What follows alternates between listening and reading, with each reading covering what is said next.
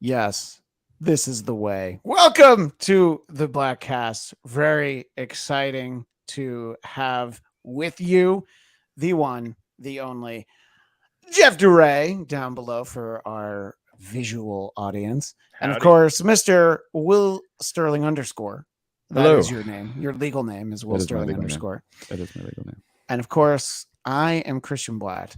Now, we've got a lot of excitement in our lives coming up. I watched half the Super Bowl with our friend Liev, and we have firm plans for Will, Liev, and I to hang out until he cancels them at the last minute. And I Yep. don't mean you. I don't mean He you. offered us tickets to that concert, and I was like, I know. I'm kind of. haven't I'm like. responded. I kind of want to go. It's like Tim Me McGraw. too. I was like, maybe that's not horrible. that's not. No, I've been to a country concert before. I saw Trace Adkins and Toby Keith up at the Oh. Universal Amphitheater, and spent a little time on Trace Adkins' bus. Jealous America? I'm sure you are. We'll be right back. Whoa. So we'll talk about that. But you guys are going to hang out without me, so it'll feel like old times, won't I you? know. You guys are going to Yep. hang out soon, right? Mm-hmm. Yeah. So are you going to the 99 Steakhouse, or where have you guys picked a location yet? We're going to the 99 Ranch Market. Right down the street from where you used to live. Mm-hmm. No, I don't think we've settled on. We're going to drive out to Jeff's neck of the woods and just go somewhere, figure something out. So Jeff, well, I guess he lives in the same state as your wife, so I guess it makes sense. Well, you've met her before, haven't you, Jeff? I think we met once. Yeah, a long I've time still- ago, right before COVID. I've still not met her, so I hope that she becomes the Niles Crane. I've had this over 2-year-long relationship that you have not met. The only person. problem is that I've seen her on Facebook, and she follows my account and also the Bladtcast account, which everyone should follow at Bladtcast, because we are doing Bladtcast a day. Every day I post another episode, and one just a few days ago, I think had a pretty great thumbnail that I'm sure Jeff will appreciate. It was this was the Super Bowl. Oh, I saw that. Jesus. When the Pats when the Pats came back against the Falcons. So the first half of that Super Bowl, Jeff was playing a Star Wars game on his phone. And then the game got good and got really interesting. And look, when you're not really invested in the teams, that was a phenomenal Super Bowl. You know, any team that comes back like that in the second half.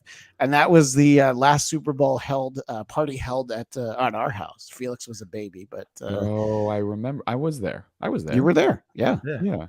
I'd say if you weren't, unless you're a fan of the Falcons, the beginning of that Super Bowl wasn't exactly exciting. Or I guess unless you hate the Patriots and you just wanted to see them lose real bad, which I'm sure there's plenty of those. There's plenty of those for sure. Yeah. Anyway, so I'm excited to hear about your get together and anyone else who might be joining you at your get together, but we'll get to that. So I'm gonna text him, but he's got to come out that way. Yeah. Well, I don't know. I don't know where he lives, and that's all right. So all of that is in the future. What we're here for today is to talk about the book of Boba Fett. And I think going back almost 2 months, our pal Dominicus Saxon wanted to know if the Bladtcast YouTube channel would be doing a book of Boba Fett, like after show, like a recap. And even one episode in, I was like, nah, we're gonna go ahead and sweep in and do this all at once. It just had that feel. And then every week I was like, oh, that was the right choice. Because I do have positive things that I can say about it, but on a weekly basis.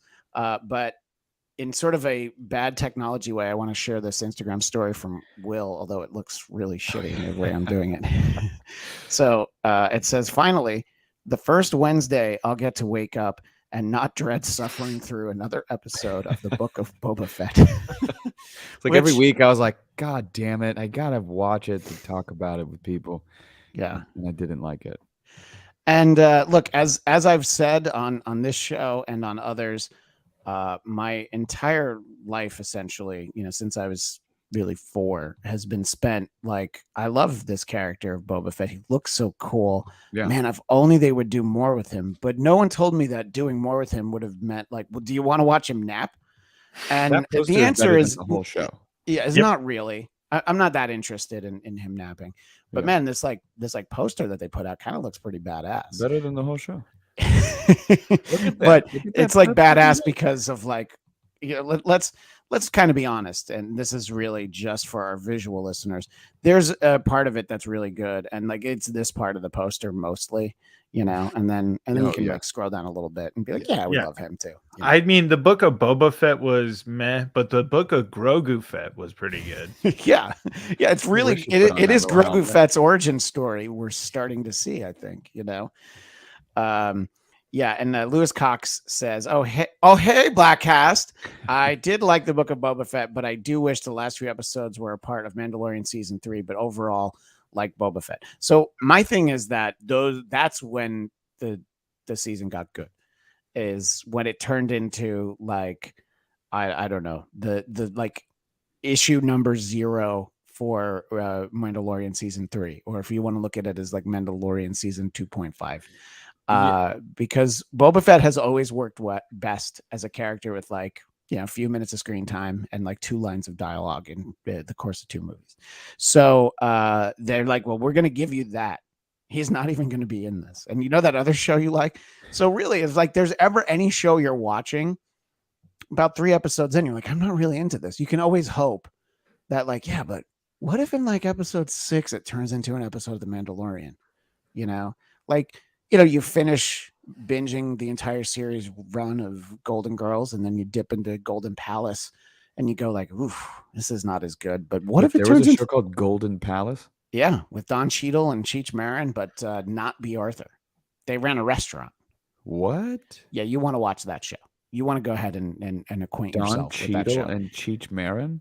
Yeah, this is before Don Cheadle's time and way after Cheech Marin's time. So it's a great show. But it's you know what?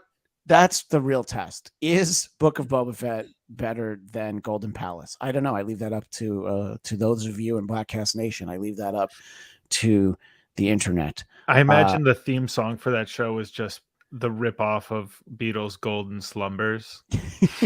Golden Palace in your eyes. Yeah, I think you're right, actually. Yeah, maybe sneak that in the end of the episode. That couldn't possibly get a copyright hit. The Beatles aren't at all litigious and protective of their copyrights. In any case, I think that the portrayal of Boba Fett by Tamara Morrison, I think, was great. I definitely liked it when he was introduced in Mandalorian season 2. And I think that when he has his helmet off and he's being Boba Fett, I'm okay. But then it's just like, put the helmet on and shoot people. And it's like, nah, I'm going to have Ming-Na Wen do all my killing for me, Yeah. So there's a lot of things I think about the show that didn't work. I do wonder, is it going to be better as a binge? Somebody who like, in the course of a weekend, they're like, I don't know. I like the Tusken Raider stuff dragged on, but then I watched the next episode and something different dragged on. That's what I mean. It was like Amy Sedaris and her wacky cast of characters. Yeah. I think, Will, you have the strongest feelings about this show, and I don't want to put that into your mouth, Jeff, but I think that Will put it in Jeff's mouth. Well, on Sunday, people can watch. Yeah. That's for the YouTube audience. You're welcome. Yeah. Well, no, that's that. We're going to finally start the Bladtcast Patreon, and that's how you get to see that. That's the only way. See if we can get a corner both of us dressed of Zia's OnlyFans. Although I don't think that's why people are subscribing to Zia's OnlyFans. And important question, Dominicus Saxon, missed Marvel movie talk earlier today, but why does Jeff look different? Jeff, do you look different? Because you don't to me. Maybe because I'm wearing my contacts. Oh, yep, that might be it. But you're also a international traveler, so maybe that has made you look more prestigious. Gosh. What a crazy little travel. Is nothing to do with Book of Boba Fett. Yeah, well, that's all right. We'll have our fun episode. Our next episode is going to be our Peacemaker episode, but we'll have plenty of time for fun before we dive into the Batman, which Will and I have secured tickets to. Nice. And we were talking before we got started with this show that we'll probably be at the movie theater for at least 4 hours, but maybe even 4.5. It's this weekend, right? No, that's March 3rd. Is that the date? 3rd. Okay. Thursday, yeah. All right, then I'll probably try to see it opening weekend. I don't know. It's hard because it's like there's just not as many theaters here, and so movies like that get filled up with people that don't know how to be respectful of an opening night arty film. Yeah. So you're just like, oh shit. Yeah, and I feel like where you are, they don't show the movie like round the clock, so you can't like duck in at like 2:30 in the morning or something. Yeah, they'll have like their last showing on the weekdays at like 9, and I'm like, bitches, I'm just eating dinner. That's how I grew up. When a movie came out, I would see it Friday at noon. That was the first time I would get to see it. It was just the way it worked. But anyway, Will, let's focus on Boba Fett. How about we focus it on ribs? Yeah, and Boba Fett. Boba Fett loves ribs, I think is the case. That's really what we're here to talk about. But so I want to start with just at what point you personally, Will, started to just be like, oh, I'm not feeling Book of Boba Fett. Was it episode 1 or did it take a couple of weeks? I think it was episode 2, because the first episode I was like, this was not very good. I was hoping he would be like Boba Fett in this, with his armor and, be a bounty hunter and kill some people for money like he's supposed to do. But he fought like a monster with some Tuscans. Yeah. And a Greedo guy sold him out like a little bitch. Those are called, I think, Rhodians, and they will always sell you out. Yeah, they're always the worst. You can't trust Greedos. First. And you know what? I'm going to be racist against Rhodians, against Greedo's people, because you know what? He did not shoot first, but he would have. Yeah, if he got the chance, and George Lucas gave him that fucking chance. What a loser. So I was like, okay, like nothing is perfect, I guess, right out of the gate. And that second episode, I don't know. The Sopranos first episode is pretty good. The West Wing's first episid is pretty good, but I know what you're saying. That's true. Second episode, I was like, yeah, he's still in the desert, not Boba Fett. He's just bald and in his tank or whatever he's doing. And then the third episode, like, I think that's when they kill the Tuscans, and I was like, so they made the Tuscan radars way more interesting than Boba Fett. That's cool, I guess, but still, he's not doing it cool. Episode 4, was that the one with the kids, the teens, the youths, and that awful chase sequence? And I was like, man, the Outsiders. I know we've talked about in past episodes, but for maybe somebody who's jumping in just for our Book of Boba Fett take, Will, you had the perfect take on his new gang.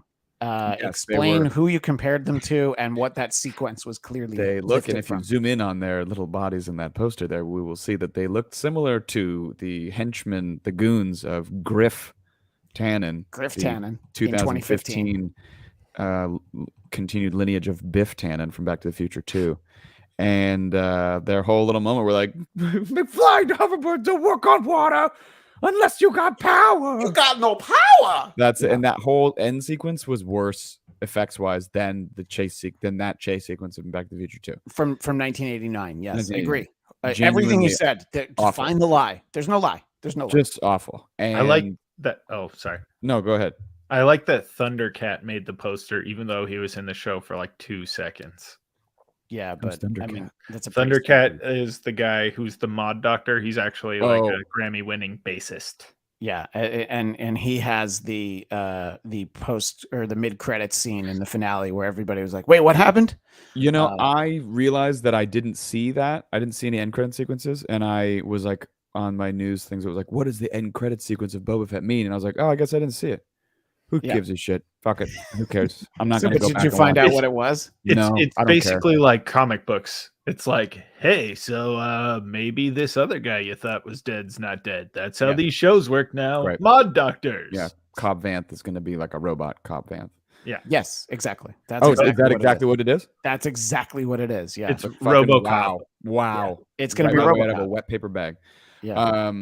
But it's RoboCop. And like, I love that they were like, "Hey, Timothy Olyphant, you want to just come play your Justified character, but in Star Wars?" And he's like, "Okay." Like, I mean, they did that in Mandalorian, and honestly, I'm okay with it. It's fine. It genuinely was really one of the. Honestly, I was not a huge fan of The Force Awakens, but I thought it was entertaining, even though it was just it was the Dane Cook of Star Wars. It was like, hey, remember this? Hey, remember this too? What about that? What about this? Berries, yeah, it's exactly what it is. Yeah, and then Rogue One, I didn't love, but was okay. A lot of people, that's like their favorite, and I was like, Han Solo, I had more fun in than I felt like I wanted to, but Agreed. it was also not necessary.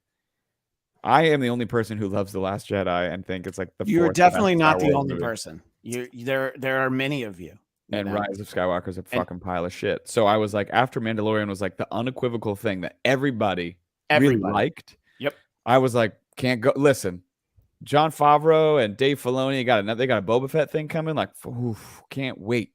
And it was just the worst. That's like my least favorite new Star Wars thing because the stakes were so high, and people have been wanting Boba Fett.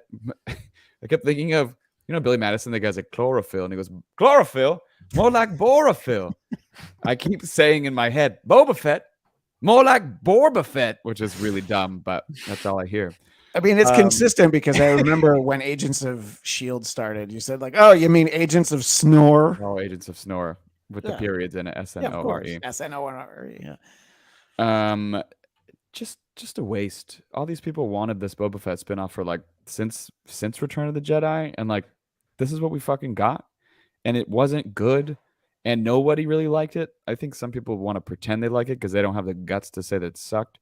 But and were the Mandalorian episodes like quote unquote the best part about it? I guess, but I don't agree. Like it's so lazy and shitty to left turn in a show called The Book of Boba Fett and make it like almost 3 entire episodes about the Mandalorian, because they must have known that they were like, oh fuck, we got 4 episodes in and we realized none of us cared about Boba Fett. Oh my god.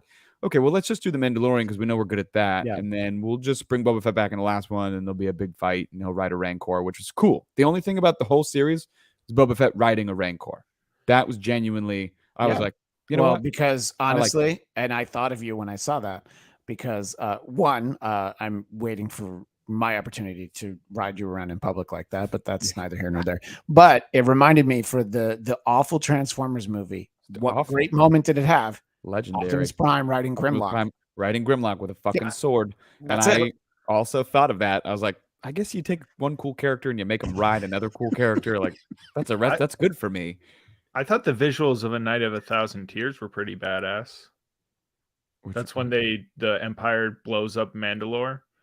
Oh yeah, that flashback. I forgot about that. Yeah, no, that was good. It's just like and honestly, lazy writing to make it the Mandalorian, and so that wasn't the highlight for me because I was like, I don't want this. Do this later. It's not bad. It's just like not now. I think that the casting was good. Again, Tamar Morrison's great. Ming-Na Wen, we've already had those. That casting was done. I think the Griff Tannen gang was not the strongest choice they could have made, and if the show had been great, it would have been very easy to overlook. But the show was not great. And I think, having to maybe catch us up with Mando a little bit, if they had done one episode and maybe cut between what was happening with Boba Fett at the time, I would have been like, yeah, of course, we needed that. But when it was like 2 full episodes, and honestly, like, CGI zombie Mark Hamill gets more screen time than Boba Fett in the course of like a month. That episode is my least favorite because watching Luke Skywalker was fucking insufferable. And we waited all this time and we got that cool cameo at the end of Mandalorian season 2. That was awesome. CGI on his face, I'm going to like let it slide because they did it mostly in the right way where he's got the cloak and you see him be a fucking badass and he takes Grogu away. And I was like, cool. I hope we never see him ever again. Because why? Because Mark Hamill's too old and we don't need to do this weird thing where we make older characters young again through computer generated stuff. It's just strange. It never looks right. They hired this deep fake guy and it looked better. But then I was like, why does he fucking talk like that? I was like, I don't know if they like ran Mark Hamill's voice like to like de-age it or something. So I was like looking it up and they fed old dialogue that he had given back in like the 70s and 80s through an AI machine that then they programmed to speak the dialogue. And there was a making of for that Mandalorian episode, and that's what they had done. And I know that that's what they did in, I think it's The Force Awakens. There's like it's in one of those. It might be Last Jedi, but there's a line of dialogue when Rey is being called to something, and they combined Alec Guinness and Ewan McGregor from old dialogue. Actually, I think Ewan McGregor recorded new dialogue. Maybe that's not the point. So it's like clearly this is what they feel is important, and I guess what they felt was important was like, well, they have him look just like Luke Skywalker did in Return of the Jedi. I guess, I don't know. What do you think, Jeff? If they had cast a new actor to play Luke Skywalker, would people have been like, no, I'm not into it? I mean, if this was 10 years ago, you wouldn't have even tried this. But what do you think, Jeff? I think that there's the little internet campaign about Sebastian Stan, who looks enough like young Mark Wahlberg or Mark Hamill. Oh, hey, Boba Fett. Hey guys, Boba Fett. Look at my wicked awesome lightsaber. I'm going to use it to fry up a Wahlburger. It's going to be delicious. By the way, I just interject. That's where you guys should hang out. That is where we should hang out. But anyway, back to your point, Jeff. Sorry. No, I was just saying, I think I've seen the thing where it's Sebastian Stan. I think at this point, you need to. Yeah. I think if you want to keep telling these stories about these people, just do it and have us all just announce it ahead of time. So everybody that's going to like piss their pants about it, pisses their pants about it before. Then when the episode comes out, we can all just see that and enjoy it. Because, there's people who are going to freak out. So I think if you announce like, hey, so-and-so is playing Mark Hamill vis-a-vis this time where we stopped making Star Wars stuff, be like, okay, well, now we know that's coming. There's no shock. We know who he's playing. Great. Let's make more stories this way. And you don't need to hold on like Martin Scorsese and Robert De Niro, where you're like, and now Mark Hamill is 5 playing a child. Look at him as Shirley Temple. Oh, imagine if in the Obi-Wan series later this year, they have Mark Hamill playing like Luke is like an infant. Yeah. Trying to get some power converters. From Tashi Station, of course. I think the biggest problem with the Book of Boba Fett is that all the ideas that they needed and would have had, or maybe did have for this series, were already used in The Mandalorian. Everything that would have made Boba Fett a more fleshed out, interesting character is what they've done to create the Mandalorian character. Correct. He would have been a bounty hunter. He would have like gone through the exact same beats we've already gone through. That's why it's too little too late. Like you needed to have made this show before or instead, and then have him have this complex relationship with Grogu where he starts going, well, I have this long history of hating Jedis and these other things, but maybe now I'll change because there's this little baby and it reminds me of myself as an abandoned baby. I think that's 100% correct. That's what I always was feeling. Was I remember when The Mandalorian was first coming out, I was like, oh, he's like got a Boba Fett helmet. Okay. Like I didn't know that. Like honestly, I've always been a fan of Star Wars, but I'm not deep. Like I remember I was at a convention and I saw a bunch of people wearing that kind of helmet, and I was like, what are they, just a fucking rainbow palette of Boba Fett's? Like I didn't understand. They're like, no, they're Mandalorians. I was like, what's a Mandalorian? But yeah, I mean, like the narrative arc of like, it's like they wrote it for Boba Fett and Disney was like, no. So they were okay, well, to be fair, there was supposed to be a Boba Fett movie, and that might be exactly what happened. While they were developing the series, they were like, you can't have Boba Fett. And by the time that they did series 2, it was like, actually, we're just kidding. You can have Boba Fett because Josh Trank is a terrible fucking director. Dude, Fantastic. But I don't know if it could have been worse than what we got. Honestly, I would have rather watched a train wreck of like Fantastic Four level Boba Fett disaster than this like muddy bullshit that we got. Even the premise of this show is not a bad one, where he, we even set up that like, oh yeah, okay, so he doesn't just kill Bib Fortuna in cold blood. Bib Fortuna's been a dick to him, so he had it coming. That's fine. And him taking over for Jabba the Hutt could very well have been a good story, except, as our pal Will Sterling has pointed out, you didn't expect Boba Fett to be this nice. He's so nice. He's very nice. Yeah. And he was supposed to be the biggest badass bounty hunter in the galaxy. And we don't really see any of that. No. Shannon Fand is way tougher than he is. Yeah, well, just make her the fucking main character. Right. I would if they were just like, just kidding, we're doing the Book of Shannon Fand, that's fine. Would have been much better. And then Lewis Cox with the question. It's not really a hot take. Book Debatable. of Boba Fett greater than Transformers 4. I don't know. Do you have Stanley Tucci drinking a carton of Chinese milk? Oh, I hated that so much. They didn't have that in Boba Chinese Fett. milk. What's the It's difference? like a weird Chinese company, like milk and like a little like slurping it. Yeah, Milk. Yeah.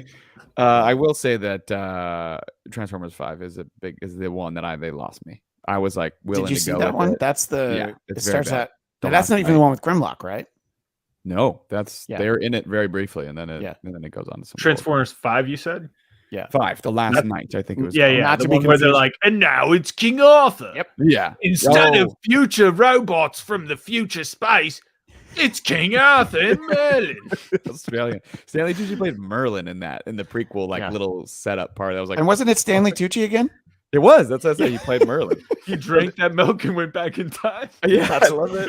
I love that. Like Chinese milk sends you back in time. Michael Bay wanted to bring back from Transformers. Where he's like, we got to get Stanley back in here, you guys. He is hilarious. Let's make him Merlin. Toochmeister, I got a role for you. That Luke episode was so awful, and Luke was such a dick. And the Mandalorian was like, hey, I brought this little sweater for him because I love him, and he's like my buddy.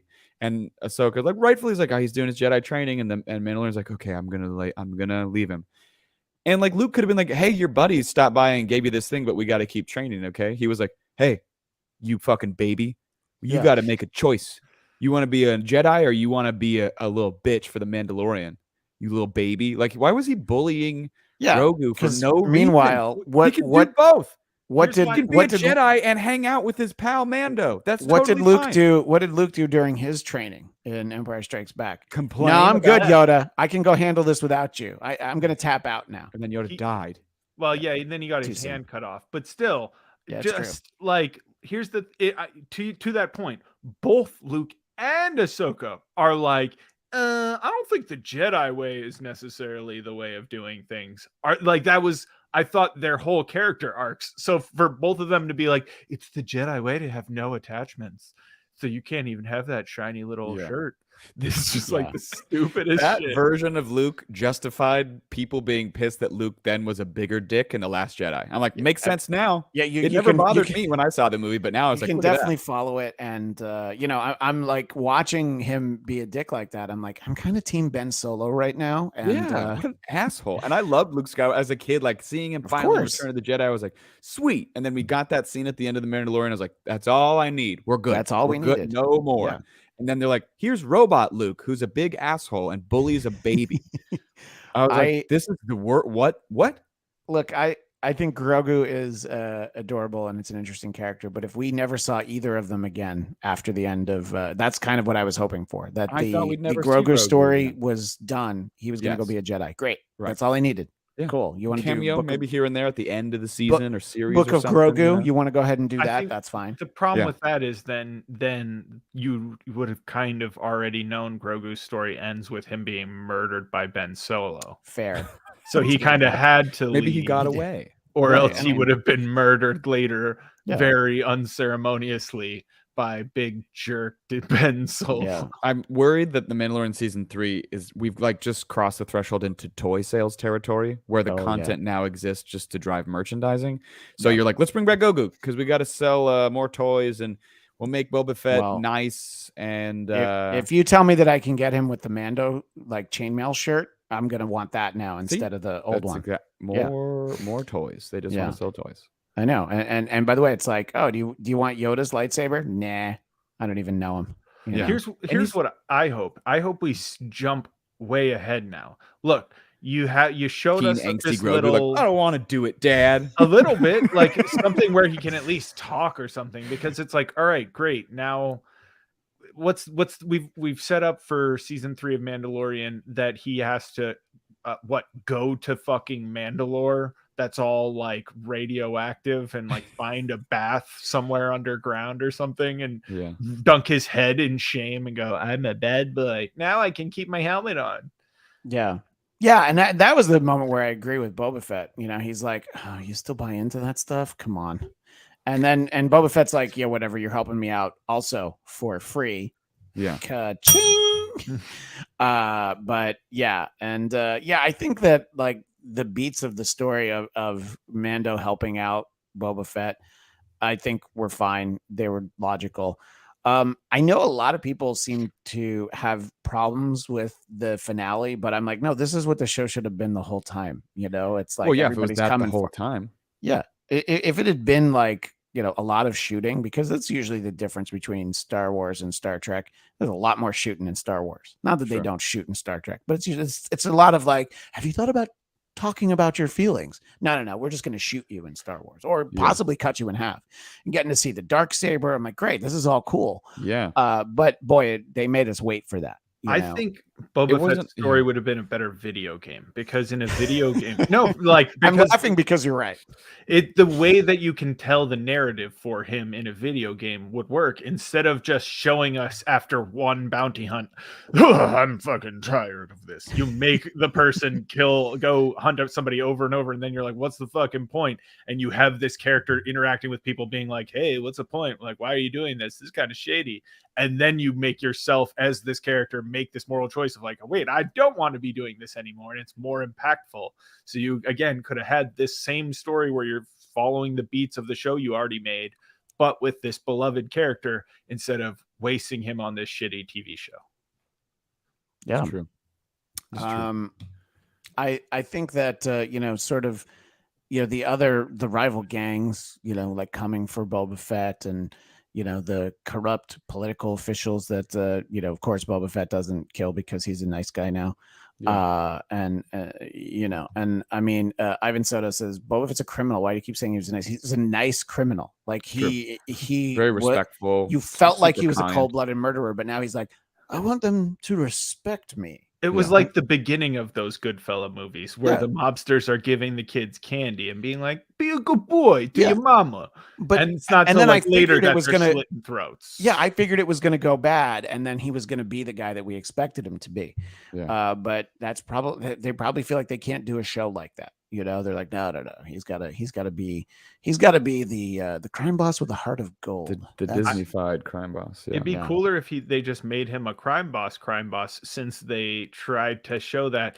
They keep doing this thing where they're like bumping up on the edge of these syndicates, right? Like we heard about the Red Dawn or whatever it was syndicate in the Han Solo movie, and now it's what were they, those fish face guys that they have their own syndicate, and they're running spice and all that shit, which I love that there's spice everywhere. I was like, what did that's from Dune? Yeah, a lot of stuff from Star Wars is blatantly ripped off from Dune. It's weird because the movie just came out. I would be like, we should change the name of this, but maybe they didn't know. They probably already shot it. Yeah. The spice? Well, again, it's spice and all those things I thought were originally that's from true. the Dune book, and then George Lucas wrote his movies after that book had already been like extremely popular. Yeah, I mean, that book much more likely out. He ripped off the book to be like, that book was out like 10 years before Star Wars. Easily. It's a faraway space that is controlled by a greedy government, and running of spice is something that people and criminals do. But I'm not talking about Star Wars right now. No, I mean, and I mean, you could do, if they, there was the old VH1 show pop-up video. You could do that to Star Wars, like, and he stole this from Akira Kurosawa, specifically Seven Samurai, and like, there's throughout the whole thing, it's all like, oh yeah, these are all borrowed, but that's a lot of what popular culture is. Yes. When will they focus on the spice hole? When will that be I don't know, but the spice hole. You've never heard of a spice hole? No, I mean, I think that it's like a weird slang for like a vagina or a butthole. Oh, I thought this was a Star Wars thing. Hole. Yeah, so that's the season 2. I want to know, exactly. Book of Boba Fett. When they're up and when they're. Well, I think that the Sarlacc pit was our trip into the spice hole. That's a big spice hole for sure. That was a very big spice hole with teeth. Yeah. Yeah, I mean, it's and and it looks Boba Fett really took out his frustration on the Sarlacc when his armor wasn't in there. Yeah, what did the Sarlacc do to deserve that? I mean, it tried to eat him, but that's what is the Sarlacc fucking supposed to do? That's his job. I know. It's a hungry desert worm. Yeah, that looks, I guess, like the worm. You can't judge the Sarlacc in a negative way if you're also going to be friends with a Rancor. It's kind of the same deal, That's true. Also, Danny Trejo in it.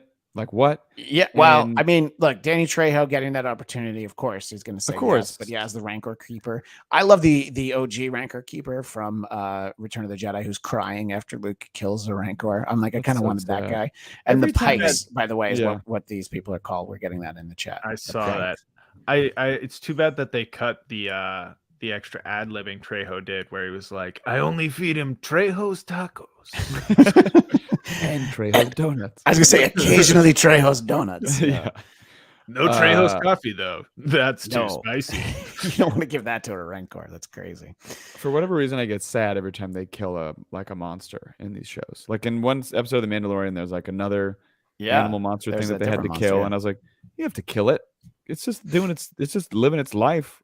Like we act like these are fucking monsters that deserve to die. It's like, I think maybe Boba Fett is the monster who deserves to die. He shouldn't have got pulled out. I mean, I do remember when I saw the Suicide Squad with you, you shed a giant tear out of your one eye when Starro passed. So I think that you do identify with the monsters. And, look, we all have monsters inside of us. Yeah, we do. I've always identified with monsters, like the bad guys. I've always felt bad for like Tom and Jerry, or like Wile E. Coyote. I was like, wow, that fucking Roadrunner is such a jerk. Like, it's true, because he doesn't just not get eaten; he rubs it in. Like, he makes sure to be abusive towards literally Wile E. Coyote for just trying not to starve to death.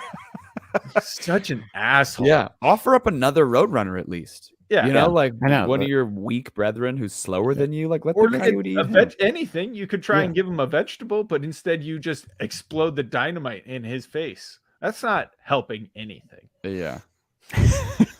This is really what the problem is with this show. There's an anime called One Punch Man, and in the second season, there's a character called, I can't remember his name because I saw it once a while ago.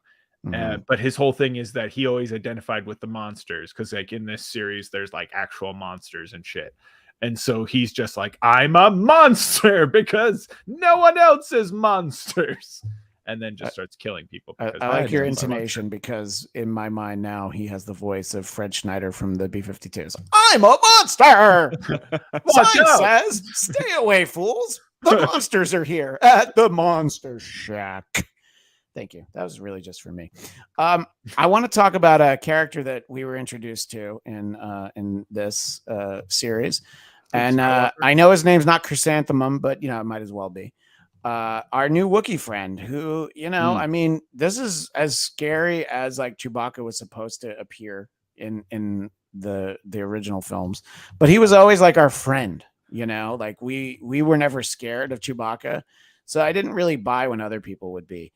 But I don't know. I think that this was one of those instances where Boba Fett, being a kinder, gentler crime boss, paid off for him, because he's like, I'm not gonna kill you, even though I guess it's my right, or I could, chain you up. Instead, I'll just give you a bunch of money. How do you feel about that? And he's like, yeah, I guess I'm all right.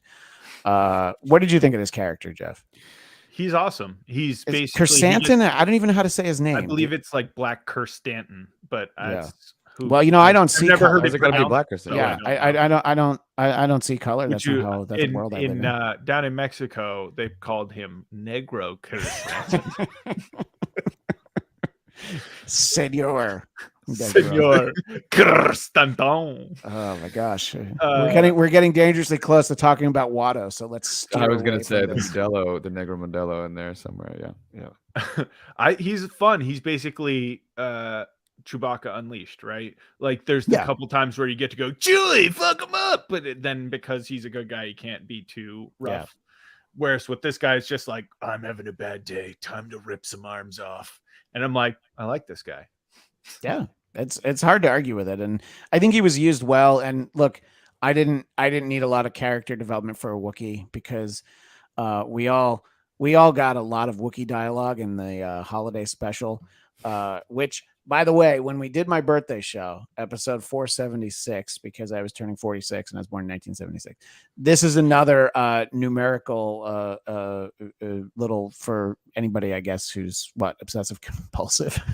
Boba Fett, of course, he debuted in the Star Wars Holiday Special, which of course was released in 1978. And here we are in episode 478 talking about Boba Fett. So just for me, but I tell everyone when I do these things because it's a cry for help. But I think we got enough of this character. I don't need to know like, well, why does he tear people apart? I'm like, I don't know, because he's a goddamn Wookiee.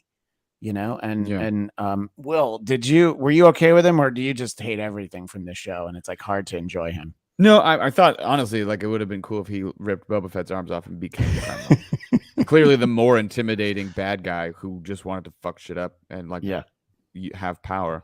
That would have been way better. I guess his first appearance was in some Darth Vader comic book a while I think ago. Darth Vader #1. You're right. Yeah. And my buddy works at a comic shop, and he said, they had 50 extra copies of it, and they were selling for like less than cover price. And then as soon as he was in the show, they were like $50 an issue. Yep. So they got to make a lot of profit on their extra Darth Vader comics. Yeah. But I mean, some of the side characters and things were cool. Like I've never seen the Clone Wars. I think Cad Bane is a cool character design, and so I thought that it was cool that he was like made a live action appearance. Yeah. But I think that pulling off a character created for animation and getting they could have very easily had a real life Cad Bane and he would have looked terrible. Yeah. And Jeff, as someone who I know watched all of the Clone Wars and I know you really enjoyed them, I think you lived the Clone Wars. I believe you served in the Clone Wars. I'm currently a clone. Yeah. Whoa. They're so youthful. Yeah. Where do you think Do-Right Jeff came from? I'm actually the inspiration for the Schwarzenegger movie Sixth Man or whatever, Sixth Day, where I had a skiing accident and I'm a clone. And then the other version of me is outside being like, why did you take my life? So what did you think of getting to see Cad Bane on the screen? Something that I think there had been sort of like, I think early in, I guess that was season 2 or I don't know. When we first had Shennick Fan, I think that people thought like, oh, there's this character that is off in the distance. Maybe that's Cad Bane. And then we got Shennick Fan, then we got Boba Fett, and we didn't get Cad Bane. But what did you think about actually seeing him for real life on camera? I think it was cool. I like him as a character. He's interesting. He's a good heel because he's very much of the Wild West trope, right? So it made perfect sense that you would introduce him along with through the Timothy Oliphant character, who is basically just a Wild West trope. Right. I think it would have been the one thing that, and I don't know a ton, but I'm pretty sure, at least in the old expanded universe, whatever stuff, it was Dengar who Boba Fett was helped by after he got out of the Sarlacc pit and was a real tight friend with. So the fact that Dengar isn't in this at all when you're trying to introduce fan favorite bounty hunter characters seems like a missed opportunity. Yeah, I mean, we've seen mostly on Mandalorian, we've seen characters that are the same species as Bosk. I don't think we've seen a lot of. Yeah, I don't think we've seen a lot of 4LOM. I don't know if that character's name is 4-LOM. That was the one you had to send away for with proofs of purchase. And of course we had a version of IG-88, which was actually a pretty great character. But yeah, I know. I think getting more of the I didn't even realize that about Dengar, but look, Book of Dengar is going to be coming, so don't worry. I mean, they're just saving him for it. I thought it was cool that they incorporated. I mean, when we got Ahsoka live action on screen in Mandalorian, I was just like, all right, this is cool that they're figuring out a way to do this. We're getting these characters and the female Mandalorians. I know those characters. I don't remember any of their names. Sorry. But, Starbuck from Battlestar Galactica was one of them. I remember that, Katie Sackhoff. But, yeah. So it was like, we've gotten these, and I think that's great when you can get your animated characters on, into really, I mean, because you can always feel like, is the cartoon stuff really canon? And the Mandalorian and this show too definitely accomplished the confirmation of yes, all these things really happened, because a lot of times cartoons is I don't know that the Ewoks cartoon was necessarily canon, and the droids cartoon, which is you cannot be found legally anywhere, which it has the voice of Anthony Daniels. Why you still can't find the Droids cartoon, I don't know. Maybe it's way worse than I remember, but didn't think so. But you know what? Maybe there's just something that didn't age well. Maybe like R2-D2 shows up in blackface at some point, and I'm like, oh, you know what? In 1985, they could get away with that, but now, no. Then that must be why it's not out there. But I think that they did a good job, sort of blending the worlds together. But really, I mean, the problem is, like Boba Fett, he just, I don't know. I just, I didn't care about him. Is it that simple, Will? Yes. Yeah. Okay. Yeah, he's not well written. Yeah. Yeah, I didn't want to overthink it, but I'm just like, yeah, you know, I mean, and there wasn't like this. Yes, you know, the expanded universe stuff. They kind of, you know, shook the Etch-a-Sketch on all of that, and there's so little of that character. Then, other than the fact that he's a Mandalorian, you really could have done anything with him. You know. Well, do you think, Will, the problem is putting him in this situation where he's taking over for Jabba the Hutt? You know, should he have like left Mando and been like, all right, let's get back to some bounty hunting? No, I mean, taking over for Jabba the Hutt's like fine. I remember when he kills Bib Fortuna and he sits on the throne. I was like, oh shit! Like that was an exciting thing. That was a post-credit scene that we were like, whoa, that's gonna be shit's gonna go down. He's really gonna shake things up. And then he's like, I'm in the tank for hours and I have to recover here because I was in the hot desert for you.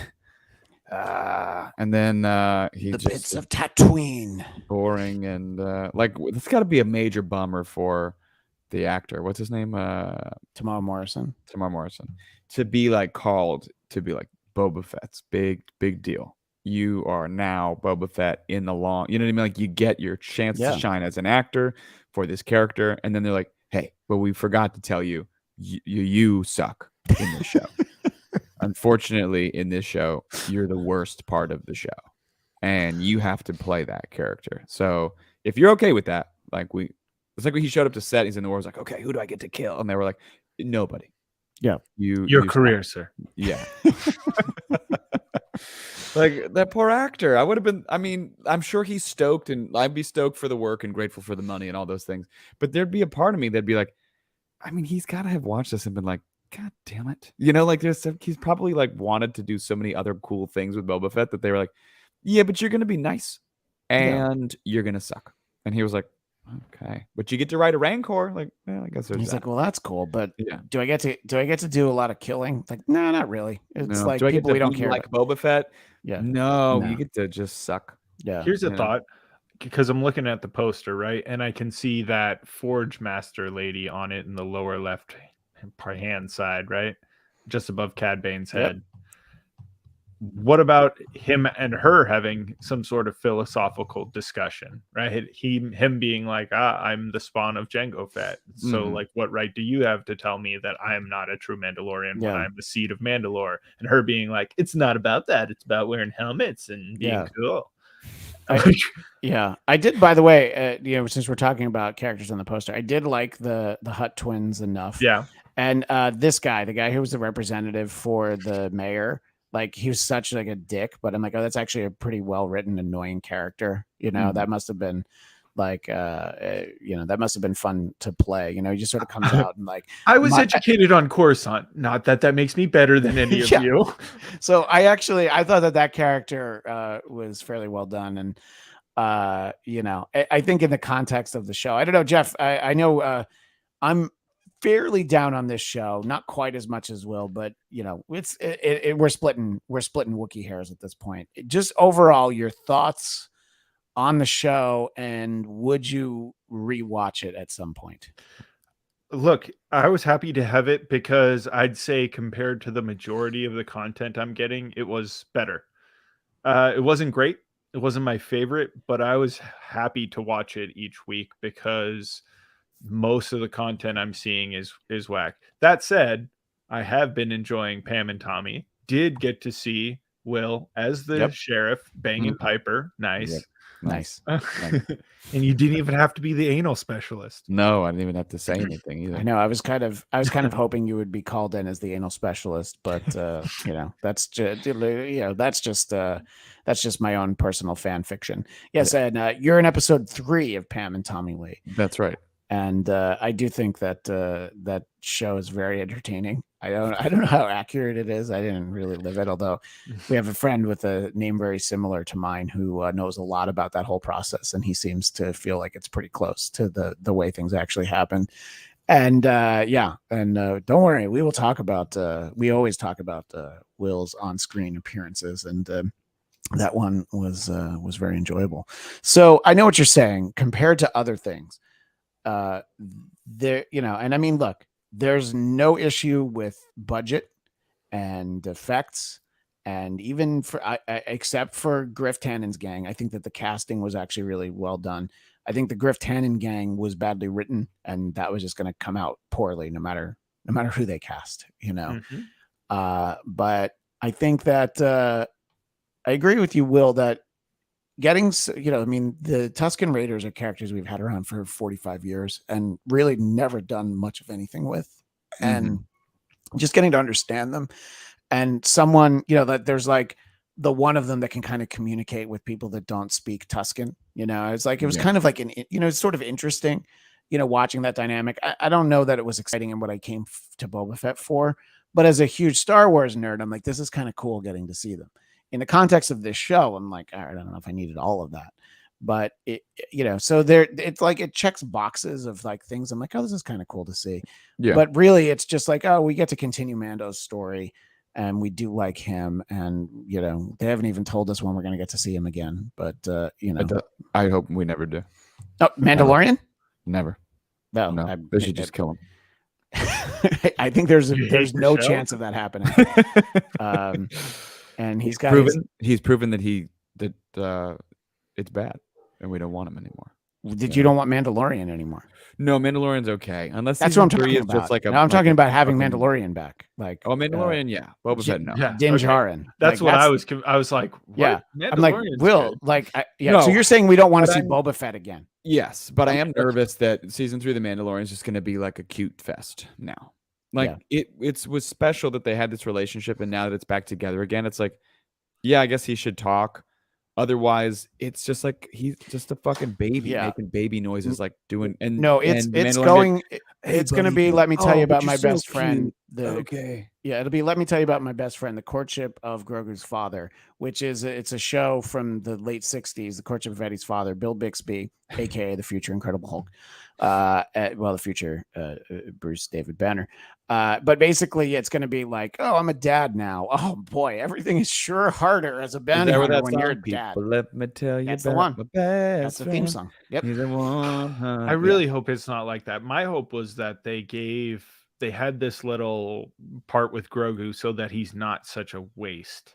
Because again, it's the Grogu that we've had up to now is, I'm a baby, protect me. Oh no, I might crawl off the ledge. Whereas now it's like, okay, we've seen you dodge lasers and remember the likely almost 50 years of Jedi training you did actually already receive. And now you've got the chainmail, so maybe you'll start going more into this like Mandalorian thing. I think I can see how they easily could and probably will fall into that shitty trap you're talking about. But my hopes is that they use this awesome opportunity they have to create this more fleshed out Jedi-esque character as they tried to move away from this strict black and white Jedi mentality that used to dominate the Star Wars mythos. Right. Yeah, I think that if we can, I don't know, if we can get more out of Grogu at this point, because you're right, we've kind of hit the same notes with him. Yeah, he likes to eat frogs and he gets in trouble and occasionally does some Jedi stuff. I'd like to see more Jedi stuff out of him. Yeah, and he can talk or not talk. Dominicus Saxon with the deep pull here in terms of a reference that I did not need to look up, but I know after watching the entire season, I bet Jeremy Bullock is somewhere laughing his ass off. That, of course, is the actor in the Boba Fett armor in Empire Strikes Back and Return of the Jedi. So that's the guy. That's the guy who used to be able to appear at conventions as Boba Fett. I'm sure he still can. Actually, I don't even know if he's still with us. But anyway, so he was Boba Fett. So he said both of Boba Fett's lines in the other two movies. Oh no! Yeah, basically. But yeah, I think After this, I would like for Mandalorian season 3 to not revisit anything from this season of Book of Boba Fett. Yeah. If they feel like they need to give us more Boba Fett, let's get a couple more seasons of Mando under our belt. Let's let Mando do his thing. I guess he's got to go to Mandalorian, like you were saying, Mandalore, and take that bath. But honestly, I thought he was at a point where he didn't need the way anymore. I thought that was that's what the whole point of, that's what I thought he was. But then this episode or this series, he goes back and he's like, "Oh, can we still be friends?" No, I'm going to take the Darksaber from you. And I'm like, we know that the Mandalorians are all hypocrites, because if none of them had ever taken off their helmets, they would all, except for the women, they would all have really, really long beards and then long hair. So the ladies' hair, I mean, everybody's hair would just be like on the shoulders, down the back, beards everywhere. Those people, they shave. They're Asian. Up, The Mandalorians are depicted as basically having hints of being Asian in the cartoon. Yeah, that's not a joke. That's not a joke. That's not a joke. I know you're right. It sounds like a joke. So Asian people can't grow long hair or beards? Is that... Not can't, but I thought it was known that Asian, they have oftentimes a shorter diminishing. Yeah, that's the development of the Fu Manchu. I have a Chinese father-in-law, and hashtag can confirm. They could do Dominican Saxon. They could do a season of Mando and Luke fighting over who gets to raise Grogu, and call it My Two Dads. A combo of Goku and Grogu. Yeah, Grogu. That's why I stopped. I would love to see him go Super Saiyan. Yeah, that would be great. Grogu versus Frieza after Frieza kills Krillin. Oh my god. Come on, poke, do Yoda stuff. That is our friend Jacob Downey. So thank you. I wonder if they see. Here's the thing: if they were planning on doing more Book of Boba Fett, the public reaction to it, I think, will not enter into it at all. I think that they will still continue to do it, and I think that maybe they might tweak elements of it, but I don't know if it was planned as a one-off, and I mean, they haven't really said. We haven't been told when we're getting a Mandalorian season 3, but I mean, feels like it's been inevitable. I kind of was surprised when this didn't end with like letting us know, like, Mando will return in Mando with a golden gun. Obi-Wan though, so that's probably because we need to see that to drive this. Because at this point, who's to say that he's not just going to show up in that too and be like, "Hey, it's me and Grogu. How's it going, Obi-Wan Kenobi?" Yeah, but Obi-Wan Kenobi is set. It is set in an earlier time. It's set before A New Hope. Interesting. Because at this point in the timeline where Book of Boba Fett was, he's been dead for several years. I'm just thinking that Pedro Pascal's Mandalorian, Din Djarin, and Grogu are going to basically become the Rosario Dawson of the Netflix Marvel series, where they just pop up in each one every time. That's pretty much right, actually. So our next Star Wars entry will be the Kenobi. I think it's just called Kenobi. And that is set 10 years after Revenge of the Sith. So it is, and I think the period between Revenge of the Sith and A New Hope is, 20 years, I guess, because Luke is born at the end of Revenge of the Sith. So Luke's going to be like 10 in this. And we know that like Obi-Wan would kind of keep an eye on things, but I always love the idea of like, wait, you mean Ben Kenobi is the same guy as the famous General Obi-Wan Kenobi? I never would have guessed that. It's almost like I didn't recognize Obi-Wan Kenobi because he had these glasses on, but then he took them off, and I'm like, oh my god, Ben, it's the same guy. What if Obi-Wan is heavily inspired by Buster Keaton, and it's just a lot of Ewan McGregor having like a house fall down around him and be like, whoa. I'm not even sure why that would be, but I would want. Look, if it's like a slapstick comedy. Your thoughts, Will, as we look towards Kenobi, is it it just can't be worse than this? Probably. I won't watch it unless there's a lot of people overwhelmingly talking about how good it is. Yeah. Because I don't care. I don't care about that character. I don't care about these stories anymore. Like if Mandalorian they told was like interesting, but now we're still in the same place. Yeah. Go into the past, go into the future. Please stop telling stories in the same 75-year span of time. I don't care. I don't care about any of these people anymore. Let's just fucking push the button and start brand new and make Star Wars exciting again. Make Star Wars great again. Yeah. Is there any like series or anything right now that you are enjoying? Star Wars related? Not Star Wars, like where you're sick, you're done with this, it's not giving you what you want. Is there something that's giving you what you want in terms of like a television series or something? I'm very much enjoying Yellowstone currently. That's very good. I like Peacemaker. That's been fun. I was gonna ask, do you want to taste it? Because that was the way I was gonna transition. Actually, see, I'd love to see more DC characters in shows. That'll be fun. You know, Green Lantern's gonna get a show. Is he really? Oh, yeah, that's right. They were like the Green Lantern Corps. I think they're not. I assume Hal Jordan would be in it, which is the way to do it. Because then you get to feature all the fun characters and make it a group show, and you could put all Kyle in there and everybody. It'd be great.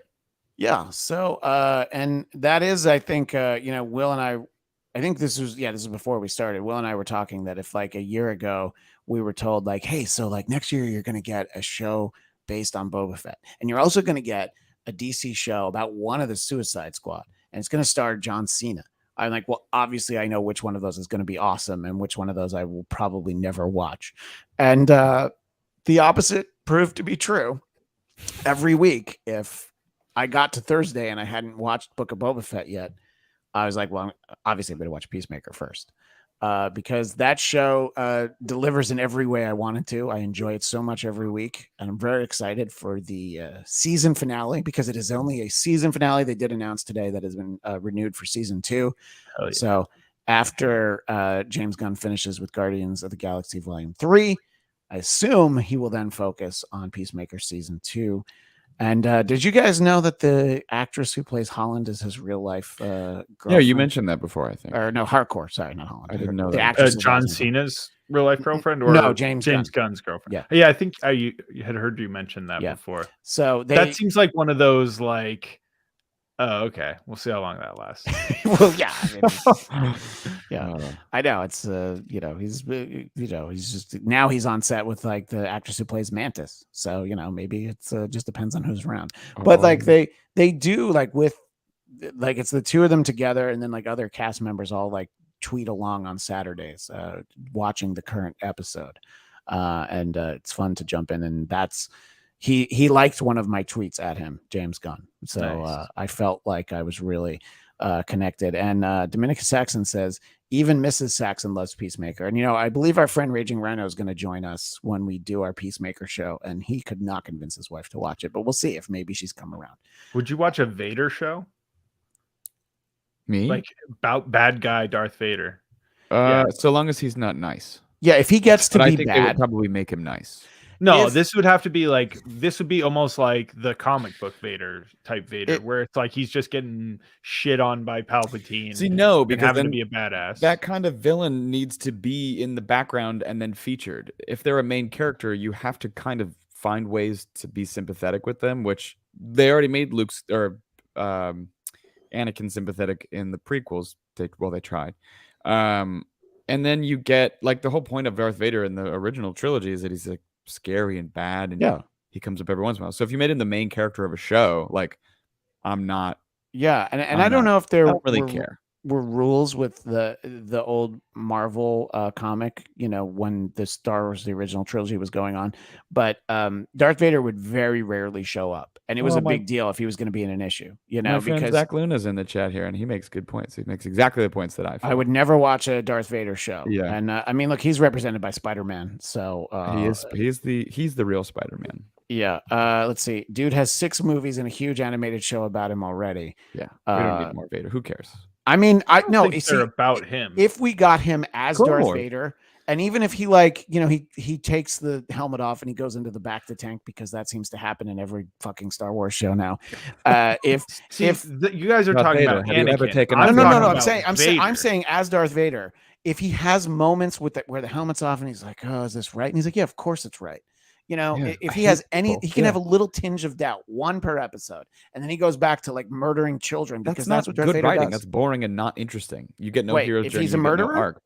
Yeah, because then he's just like even Dexter. They had to make sympathetic. Like Vader has to exist as this sort of like non-sympathetic villain. So he has to then be a supporting character in his own show, which they would probably make it about the Mandalorian anyway.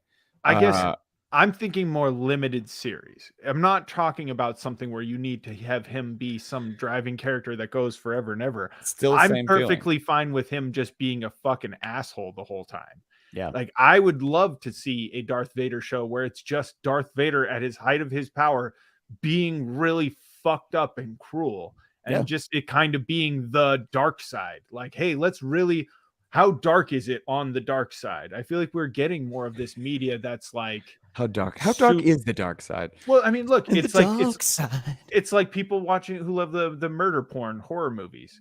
You're watching it for this gore and this violence. I'm not necessarily saying I'd like to see a Darth Vader show for the violence of it all, but I would like to see this almost unremorseful, like badass character just like ruin everyone's day and see how they react to it. Because it's like you could make the interesting thing not be Darth Vader and his character development, but how other people react to it. Like maybe some people are like the way some people are, there's like the women who are attracted to psychopaths, right? Where it's just like, oh, there's something about you being a psychopath I'm really into. So you see these people that are like, wow, Darth Vader, you're so powerful and evil. I love it. And then other people that are like, how can you be like this? And he's like, I serve my master's will. I think in the context I'm thinking of, I think it would be interesting to watch this guy basically just becoming more powerful. I almost thought of it as, I wouldn't want to see him doing it, but like a John Bernthal-esque type thing where he's just like hurting and angry and just gritting through a bunch of shit. Yeah, that's why. Well, and Zachary Luna does say Dexter Vader, the Darth passenger, by the way.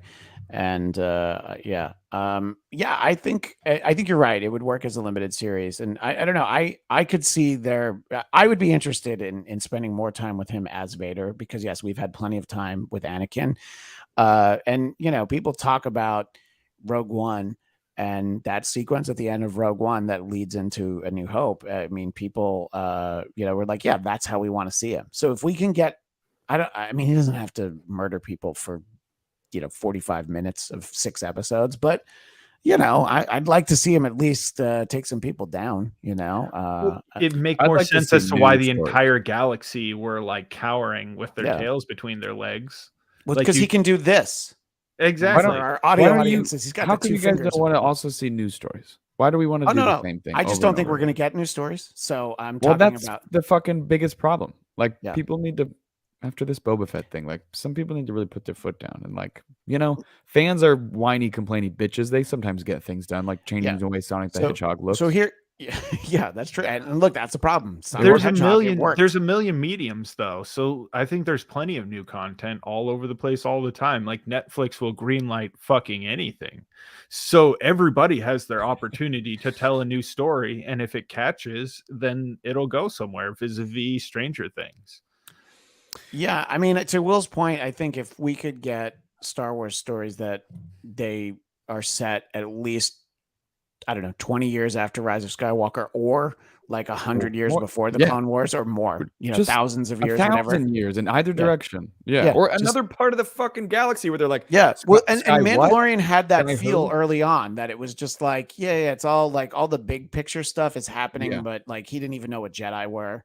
That's what I liked about it. And then Luke Skywalker shows up. So I was like, you know what? I'm going to give you this because it made Luke look the way that was like his Rogue One scene for Vader was that. And I was like, this is the way I've always wanted to see it since I was a kid. And then they brought him back and he was a fucking asshole robot, played by a robot, voiced by a robot. Like, there's so many bad things about where this franchise is going and the way that they like look at creativity. Is like, why would we have actors do stuff and people play make believe when we could just have robots do things and try not to piss off fans? I honestly, we're 50-50 on how fans really think and do. Like sometimes they think they know best and they do put their foot down and then they're wrong on shit. Yeah. Like The Last Jedi. But sometimes they just make such a big stink that they're like, well, why worry about pissing people off? We'll just make the same shit over and over and over again. Yeah, which I think is why you have like 4 movies about blowing up the Death Star. Right. So it blows up. They fucking get it. Here's the question. God, move on. Do these people make movies to be creative and tell stories, or do they make movies to make money? Money. I'm pretty sure the answer is yes. They are given the money because they will make money. But in the case of Jon Favreau, I think that let's just look at Mandalorian. You know, what he accomplished there was like, yes, if you really care about the property and you're passionate about it, you know, both Favreau and Dave Filoni turned out something great, which I'm talking about the Mandalorian. You know, and again, most people liked that. And then the interesting thing when it comes to this, which is we barely even touched on this aspect of it, is that people always say like X fan base is the worst. They will say Star Wars fan base is the worst. Marvel fan base. No. Just fans in general are all really shitty. Absolutely. And because you have a contingent that one hates everything, but then you have the other contingent that how dare you say you don't like something. And it was like, the people who liked Book of Boba Fett and enjoyed the whole run, they're saying like, oh, so you're all pointing out that it's slow and he's not the same character. And, you know, they point out the same 4 things. I'm like, yeah, because those are the 4 things that are the big problem with the show. There's a reason. Sometimes when everyone is saying something or a majority of people are saying something, it's not because they don't get it. We all got Book of Boba Fett. It's just we didn't like it.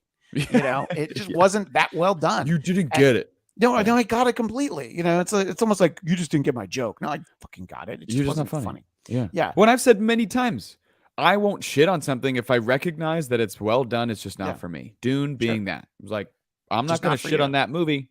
I don't like it, but I recognize game recognizes game. Boba Fett is not. There's no game. It is.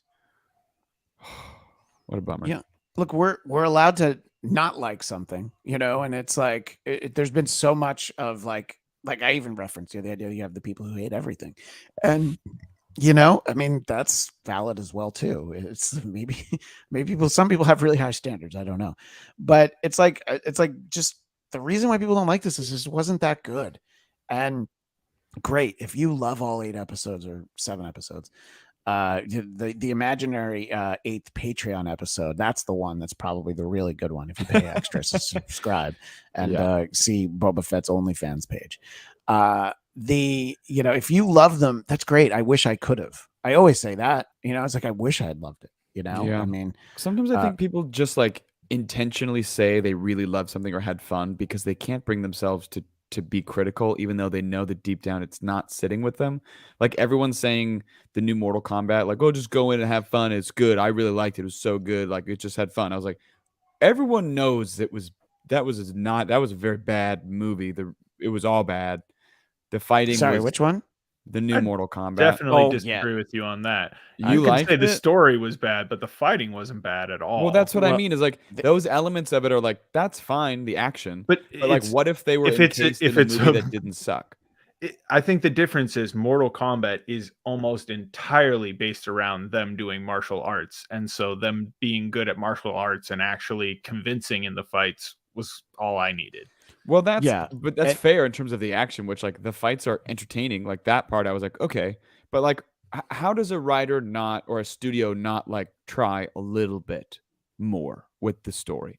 Like it just genuinely feels like a room full of people was like, it doesn't matter. It doesn't matter. Just fucking show them fighting. That's all people want, and you get it. But like as a mess, as like a piece, as a story, it says nothing. And it's hollow and empty, but then it makes fistfuls of cash because like people are deathly afraid to make the audience think a little bit. Like I'm just so tired of so much content that has so little to say. Drives me nuts. Will, are you describing the Mortal Kombat movie or all the Transformers movies? Because I can't tell the difference. It's basically the same thing. My thing with Mortal Kombat, and we won't dwell on it too much, is that the fighting started like way too late in the movie. I feel like it was an hour. I saw it at the drive-in with my friend Rob, and we were watching it, and I was like, "Oh, look, they have a disagreement. Oh, they're angry at each other. You know what would be a great way to solve this? I don't know, with some Mortal Kombat." And then they don't fight. And then I'm like, how about some more fighting? But I'm with Jeff in the sense that once there was the fighting, I'm like, yeah, I didn't need more than this, but just give it to me sooner. I don't think it's like a great movie in terms of the acting or the plot. No, you said I can't believe it was snubbed at the Oscars. I heard you. Get fan favorite award. It's just one of those, like, I would never go into something where I know the video game story is shallow and you're just fucking punching each other's heads off. Well, and they've made but this is something you wouldn't know. They've made the video games a narrative. So now instead of it's I know about the games and the stories in the games. No, but I'm saying you don't just go in, you pick your character and fight. Like they do long video sequences between each fight to set up a story that they're telling you, with the fights being like a stop down in this story that they tell you. Got it. For a Mortal Kombat game. So the game, it's heavy narrative based now, whereas it didn't used to be. It used to be like a little scroll like Shao Kahn wants to fight in Outworld and blah, blah, blah. Now it's like you're watching a movie and then it's like, and now we're gonna fight in this movie, and then you actually do your fight, and then it progresses another 10 to 15 minute cutscene type thing. I guess I just don't understand this current trend with some fans or fan bases. This like vehement denial that anything could be bad and that we must find reasons for it to be good, despite the fact that all the glaring issues are there. And it's just like, nope, it's great. It's like Halloween Kills. So many people were like, that movie. Listen, I just want to see Michael Myers kill people. I got it. I fucking love it. It's a great movie. I was like, it's a terrible movie. Awful. One of the worst movies I've seen. But Will, did you realize that Evil died that night? I don't know if they made it clear in the movie that Evil dies tonight. It did not die. No. It didn't. Die. No. Oh, it will die in the movie called Halloween Ends. In case there's no way. What you missed is there's no way that's the last Halloween. There's a little carrot that points down, and under it says Knievel, because it's the same. Evil Knievel dies. Evil Knievel. Anthony Michael Hall gets a group of people together, and they're looking for Evil Knievel. Let's kill that fucking stuntman. You know, in terms of what you were talking, it makes me long for the simpler days when all you needed was someone to usher in, let them fight, and then the fighting commenced. That's all we needed. But I liked that Godzilla movie because they fucking gave it gravity and weight, and the people mattered, and it was like the only Godzilla movie where the story of the humans didn't suck. The first one? Yeah. Yeah, the one with I hated with Aaron Taylor Johnson in that movie. I've come to realize I think I just don't like Aaron Taylor Johnson. Although the first Kick-Ass was pretty good. That's true. But and yeah, Dominicus Saxon. I wish someone in the movie had told us that Evil was going to die tonight. I agree. That was really my biggest complaint. There wasn't enough. Not enough. Yeah. Information about Evil dying tonight. Well, Evil didn't die tonight, but neither just maybe some love for Boba Fett. But Boba Fett dies tonight. I'm gonna start that. You're gonna start that. It's half of a Michael Myers helmet or mask and half of Boba Fett. And says, Boba Fett, Boba T doesn't matter. Goes down easy. That'll be. I would love to watch a movie about Boba Tea. Just people drinking the book of Boba Tea, gummy tapioca balls. Somebody opens a Boba Tea shop on Tatooine, and it's like, what's going on over in Jabba's palace? Like, I don't know, but what's happening here? You know, like let's have some refreshing drinks. They can get Thomas Lennon to play that character.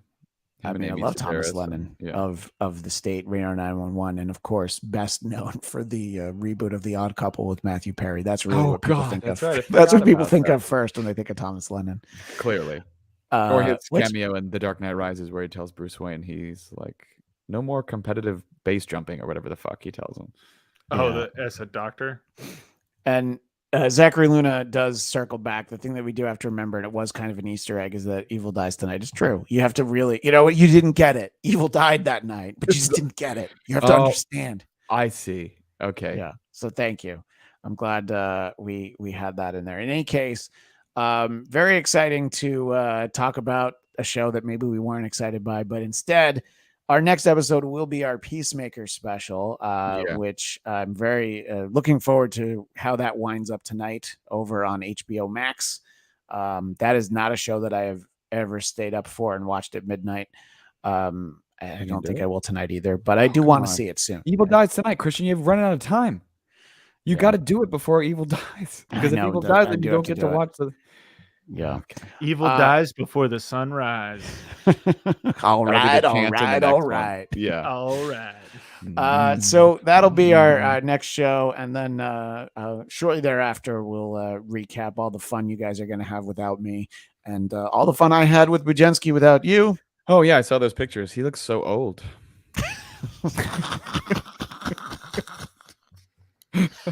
mean, I'm looking for the lie in what you said, but he's a good hugger now. No, and, he's now that he's vaccinated, you can hug him.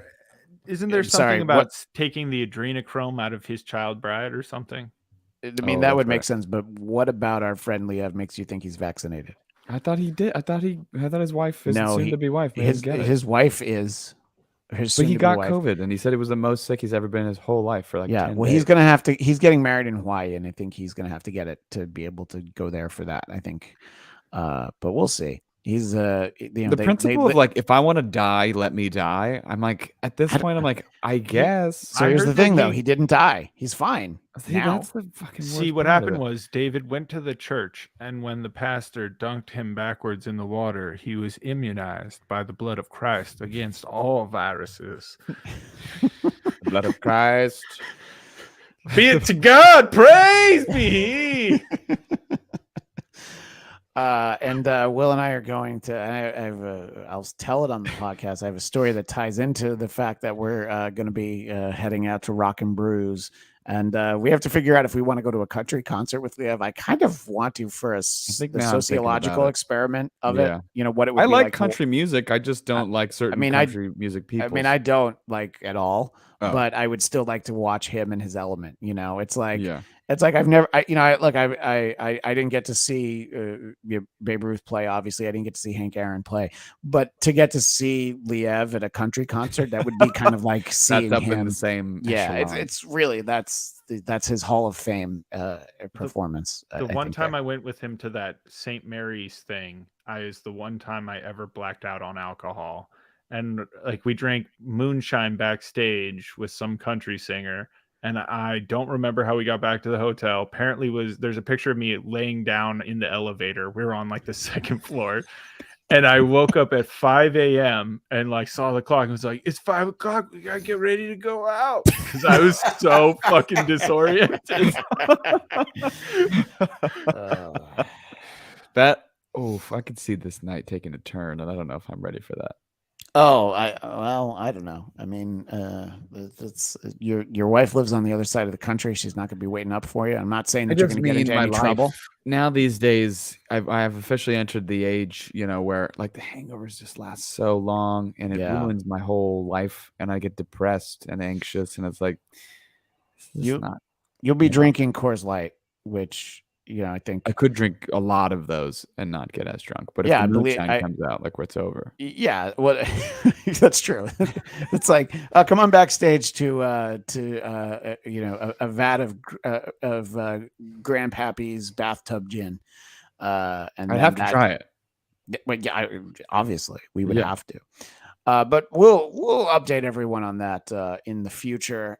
For now, we will let everyone know that not only can you follow at Will Sterling on Twitter and Instagram, but he has a tremendous, I would still call it a new podcast because you only have a handful of episodes. Yeah. Your new podcast. Tell everybody about it. It's called History Rated R, where me and my 77-year-old former presidential speechwriting co-host, who's the expert and I'm the idiot, we talk about all the fun things in history with current frame of mind. So we're breaking things down. We're unpacking the problematic stuff, and we're learning from the past, so we're not doomed to repeat it. And Christian, you may or may not receive a mention in this upcoming episode on Friday. So keep your ears peeled. Now, for our listeners, I've heard they've been compared to episodes of Joe Rogan and Jordan Peterson. And Alex Jones. We get that a lot too. Combined. You need the lizard people are going to deplatform History Rated R. I think that's inevitable. And the Illuminati, as featured in the new trailer for Doctor Strange, the Illuminati are also going to take down all of us, including the Bladtcast and Boba Fett. We're still Jabba the Hutt was not a bad guy. The election was rigged. Obviously, Jabba won. I'm sorry, what were you going to say? Trandoshan, see by heat. We're still looking for the Ben Shapiro Infinity Stone for our gauntlet of insane right-wing podcasts. Have the what was it? The QAnon shaman. I thought he was part of it. The QAnon shaman. He's there. Yeah. That's right. He'll be joining us for our Peacemaker wrap up in Bladtcast 479. Jeff Duray, you can find him on Instagram is kind of the only place, but you're gonna have to look. I'm not gonna tell you where, but it's actually pretty easy to find because I tag him periodically in Bladtcast posts. So it's not that hard to find. But you can look for me, but just like the private investigator I'm dodging, you're going to have a hard time finding me. And of course, you can subscribe to the Bladtcast on YouTube. I got my plugs all mixed up. Subscribe to the Bladtcast YouTube I'll get your channel. plugs mixed up. Yeah, that's what we got right here. The YouTube channel, Bladtcast. You'll get this show. You'll get Marvel Movie Talk. We did a breakdown on the Doctor Strange Super Bowl trailer earlier today. And Biden Time will be back next week, as will the Bladtcast, where we talk about episode 479. And I mentioned earlier over on the Bladtcast Instagram page, we are doing Bladtcast Today, posting links to a different episode every day because we have enough. And follow me at Christian DMZ. That is all the time we have for this week. But we will see you next time to talk Peacemaker on the Bladtcast. Oh, man. It's a little better. Much better.